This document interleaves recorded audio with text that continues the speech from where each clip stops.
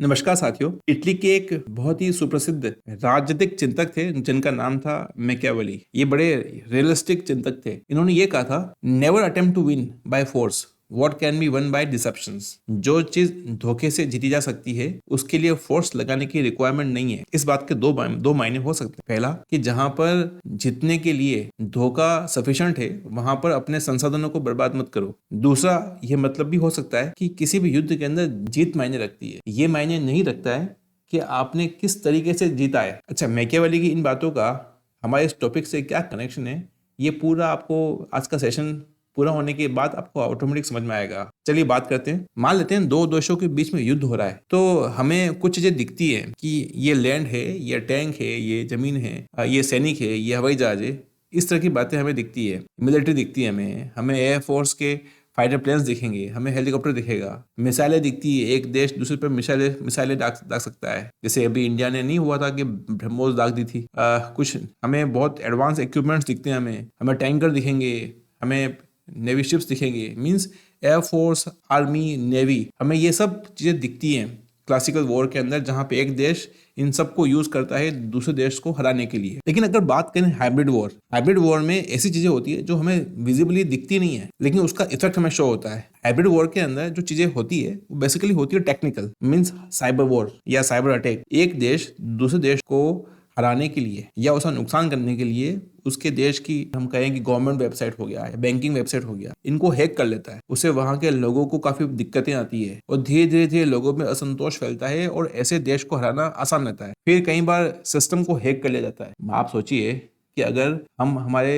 यदि banking system को कोई हैक कर ले तो हो सकता है कि वो हमारे पैसे को वो निकाल सकता है, या फिर रोजमर्रा की हमें जरूरतें पूरा करने के लिए हम लंबे समय तक अपने पैसों को निकाल ही नहीं पाएंगे। तो ऐसे में क्या होगा? ऐसे में होगा ये कि पब्लिक अगर परेशान होगी तो जाहिर सी बात है गवर्नमेंट भी परेशान होगी। और ऐसे में किसी एक देश को हराना कितना आसान होगा। फेक न्यूज चलाई जाती है, सोशल मीडिया पर नैरेटिव्स चलाए जाते हैं। आपको याद हो तो ऑपरेशन सिंदूर के दौरान पाकिस्तान की ओर से कई फर्जी न्यूज चलाई गई जिसमें ये बताया गया कि पाकिस्तान ने भारत के इतने राफेल गिरा दिए। अब वो ये सब बातें किस लिए? इनका मकसद क्या है? इनका मकसद ये कि उस पर्टिकुलर कंट्री के उत्साह को कम कर कर उनको हतोत्साहित किया जाए, उनको ये बताया जाए कि आपका कंट्री हारने वाला है। ये मकसद है। फिर पॉलिटिकल नैरेटिव फोर्स चलाया जाता है। कई बार ये न्यूज चला दी जाती है कि हाँ, ये लोग जो हैं अपनी हार स्वीकार कर रहे हैं, या फिर किसी जैसे राहुल गांधी के बयान को तोड़ मोड़ के पेश किया जाएगा। तो ये कहा जाएगा कि भाई किसी कंट्री के जो अपोजिशन के लीडर है वो कुछ अलग बात कर रहे हैं और गवर्नमेंट है वो अलग बात कर रही है। तो कुल मिला के राजनीतिक मतभेदों को बढ़ाया जाता है जिससे जो वहाँ के लोग हैं वो अपनी सरकार पर ट्रस्ट कम करें। अगर हम हाइब्रिड वॉर की डेफिनेशन पे जाएं तो बेसिकली जो मिलिट्री टैक्टिक्स हैं उसके साथ साथ नॉन मिलिट्री टैक्टिक्स जो होती है या नॉन मिलिट्री अटैक होता है उसी को हाइब्रिड वॉरफेयर कहते हैं। इसमें साइबर अटैक हो गया, फेक न्यूज हो गया, डिसइंफॉर्मेशन कैंपेन हो गया, पॉलिटिकल इन्फ्लुएंस ऑपरेशन हो गया, एनर्जी प्रेशर हो गया, इकोनॉमिक स्ट्रेटेजी हो गया, या फिर प्रॉक्सी मिलिट्री सपोर्ट हो गया। इन सब हाइब्रिड वॉर का मकसद क्या है? मकसद ये सिंपल है कि अपने अपोनेंट या अपने शत्रु देश को बिना किसी युद्ध डिक्लेयर किए उसको कमजोर कर देना, ये इसका मकसद है। वो विश्व के अंदर बहुत सारे कंट्रीज हाइब्रिड वॉर को कर रहे हैं। 2-3 नाम बड़े फेमस हैं, यूएसए, रशिया, चाइना। लेकिन आज का सेशन हम लोग रशिया के कॉन्टेक्स्ट में कर रहे हैं। कभी वक्त आएगा हम लोग यूएसए और चाइना की बात भी करेंगे। तो बात शुरू करते हैं रशिया के कॉन्टेक्स्ट में हाइब्रिड वॉरफेयर। देखिए,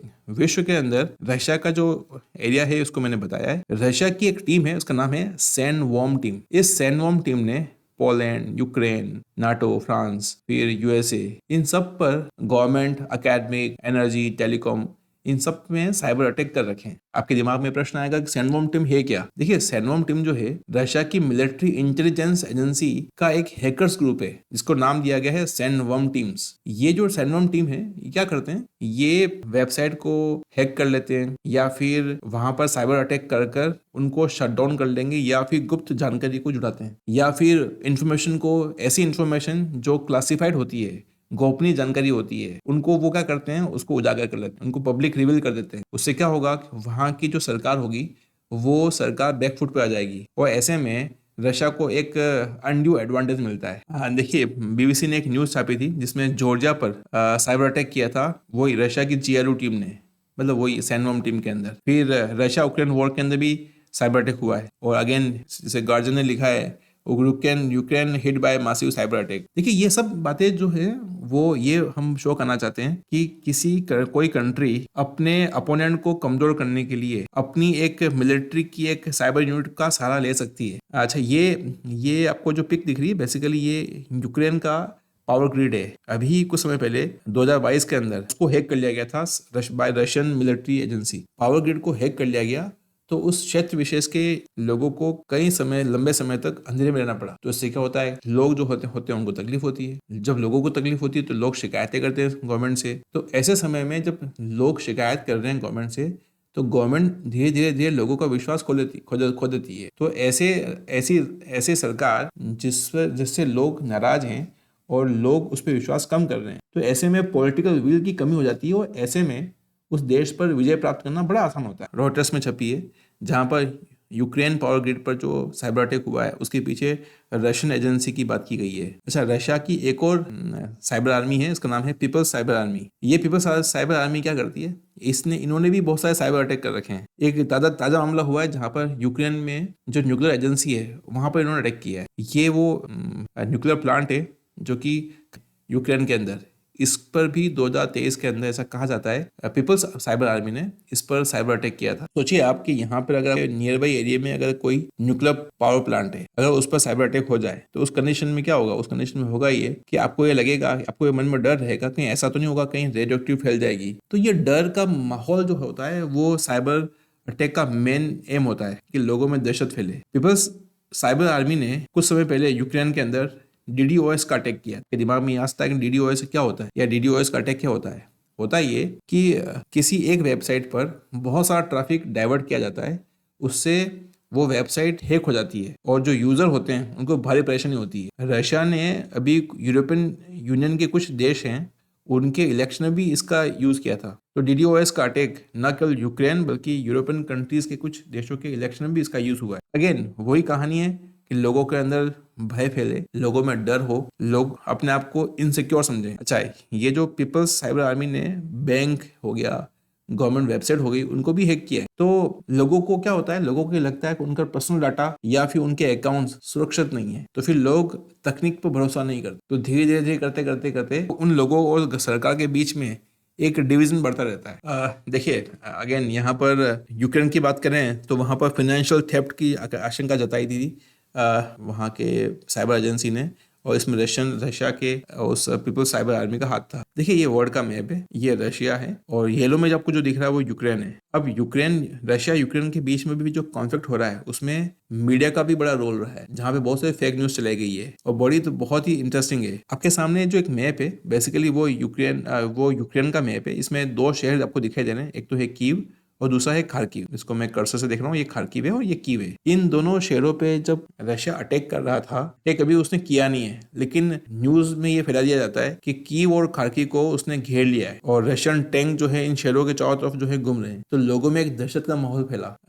कीव और खार्किव की बात कर रहा हूँ मैं। ये पिक जो है काफी पॉपुलर रही थी, काफी चर्चा में रही थी, लेकिन वास्तव में ये फेक न्यूज थी। फिर उसके बाद अभी इसी सीरीज में बहुत सारे यूट्यूब चैनल्स मिल जाएंगे आपको जिन्होंने इस तरह की फेक न्यूज़ चलाई थी। ये यूट्यूब पर या फिर आपको बहुत सारे गूगल पर ऐसे न्यूज़ मिल जाएंगे जहां पर रशिया ये पता चलता है कि रशिया ने क्यूपियंस को कैप्चर कर लिया, 5,000 सैनिकों को बंदी बना लिया। इस तरह की तमाम न्यूज़ जो है चलाई जाती है, वो सही है गलत है लेकिन वो लोगों को नहीं पता चलता है क्योंकि लोग जो दिखता है वो बिकता है वाली बात है। लोग मान लेते हैं कि हाँ ऐसा हुआ होगा। अब कीव और खार्किव के अंदर जब ये न्यूज़ चलाई गई थी तो लोगों में काफी दहशत का माहौल फैला और लोगों ने अपने घर खाली करके वो किसी नियर बाई कंट्री में चले गए। तो आप सोचिए कोई कंट्री के लिए इससे दुखद बात क्या हो सकती है कि उसके नागरिक वो देश छोड़ के चले जाए। तो ऐसे में देश का कमजोर होना बड़ा स्वाभाविक सी बात।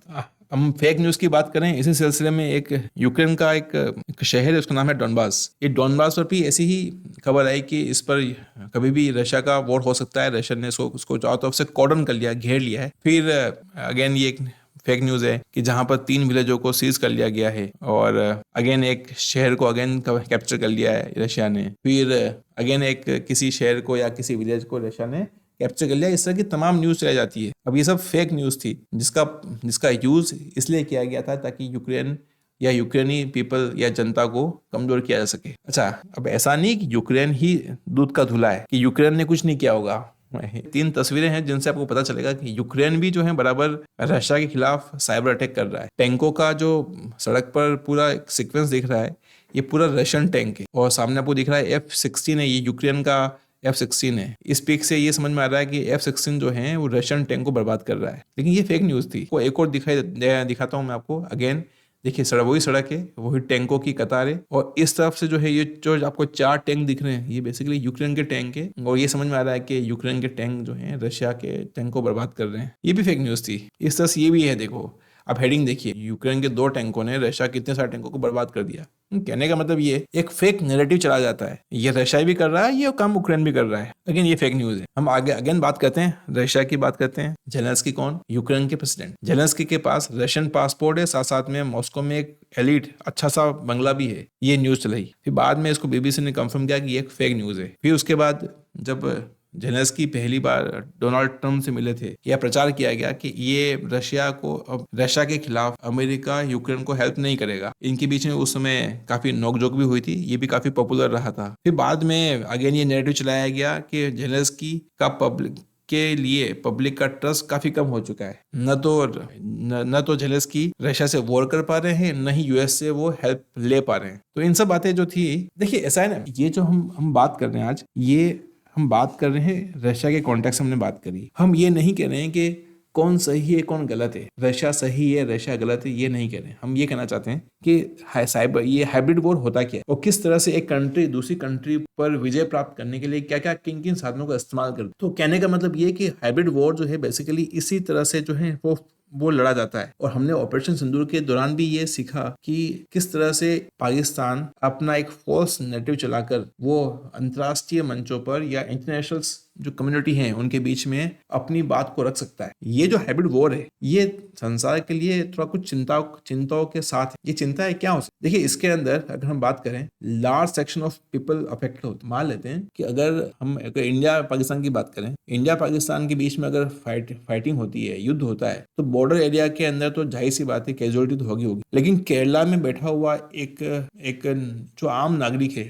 अगर उसका बैंक अकाउंट अगर हैक हो जाता है तो उसको भी दिक्कतें आ सकती है ना। इसका मतलब ये हुआ कि मान लो एक जगह बम गिर गया तो 5 किलोमीटर के एरिया में लोग उससे प्रभावित होंगे, लेकिन साइबर अटैक में तो हो सकता है कि मास लेवल पर लोग प्रभावित हो, तो इसमें कैजुअलिटी लोगों की ज्यादा होती है। जैसे दूसरी बात, no one can be clearly held responsible. ऐसा भी हो सकता है ना कि दो देश लड़ा रहे हैं और तीसरा अपना हाथ साफ करके निकल दे, ऐसा भी हो सकता है ना। तो हमें ये पता ही नहीं चलेगा किसने ये काम किया है, तो कोई भी उसके लिए रेस्पॉन्सिबल नहीं होगा। ऐसा भी हो सकता है कि 2 देशों के बीच में हो सकता है कभी कुछ कहासुनी हो जाए या किसी बात को लेकर मतभेद हो जाए। तीसरा, अगर साइबर अटैक शुरू कर ले तो दोनों के बीच में हो सकता है कि फुल स्केल पे वॉर हो जाए। और तीसरी खास बात है, डिजिटल प्लेटफॉर्म आर अनकंट्रोलेबल। अगर पता चल जाए कि 2 देशों का, मान लीजिए हम ये कहें कि पाकिस्तान और इंडिया के बीच में वॉर हो जाए, भारत पाकिस्तान के बीच में वॉर हो जाए, तो उस कंडीशन में मैं अपना सोशल मीडिया या फिर मैं अपना जो अकाउंट है, बैंकिंग अकाउंट है, वो वेबसाइट या उसके मोबाइल ऐप उस पर कम यूज करूंगा। क्यों कम करूंगा? मुझे पता है कि हो सकता है कि साइबर अटैक हो सकता है। तो ये सब बातें जो होती है, ये बातों के इम्पैक्ट जो है बहुत ज्यादा रहता। तो क्लासिकल वॉर से